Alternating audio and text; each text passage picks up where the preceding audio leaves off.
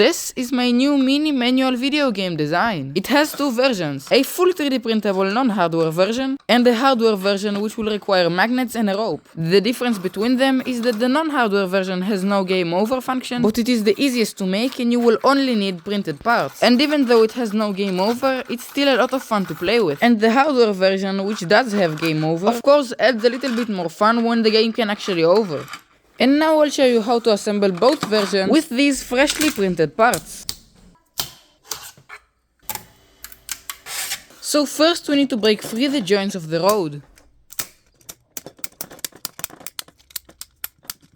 Now you will need to take a piece of filament and connect both ends of the rods with it. And now you have a full loop like this. Next, take the axles and make sure that the axle with the hole aligns with the hole on the body. Now put both axles into the road treadmill like this and make sure the front of the cars face the axle with the hole so they won't drive the wrong direction. Now just insert all of this into the main body, then take the handle and press fit the pin into it. And now insert the handle into the hole. Now take the steering wheel and snap it into its position. This is the last step that is identical between the two versions. So if you're building the hardware version, you can skip the non-hardware part which starts now. For the non-hardware version, you will need the long gear that I have on the right. Now slide it into its slot and make sure it's aligned with the steering wheel so you won't be driving like you just came home from a party. Now take the non-hardware car which looks like this and now just snap it into its hole. And that's it for the non-hardware version. Just put the cover in place and you're ready to go. And now for the non-hardware version. This is a little bit more complicated, but I think it's absolutely worth it. First, it has a mid-print pause to insert magnets, so each car is magnetic, and the player's car, which looks like this, has a hole for a magnet, which we need to put in. And now the car is also magnetic.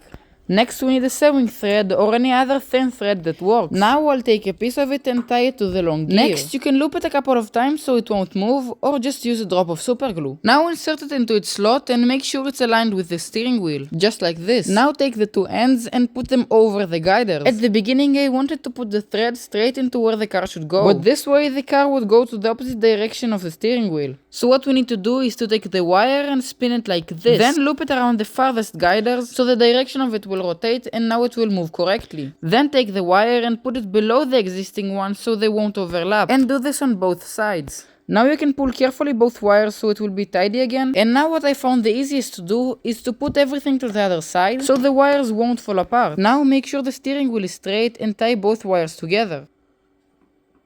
Now cut the excess wire. Now take the car and start carefully wrapping it around until the wires are at the correct length. This is the most annoying part of all this, so do it carefully. After you're done, this should look something like this. Now you can flip everything around and put the wires into their location. Now you can add a drop of super glue so it stays together. And if your wires are a bit too loose, you can use these tighteners to tighten it just a little bit.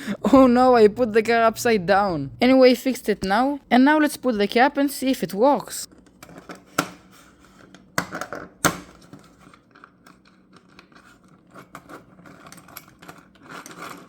Yes, there you go. Enjoy!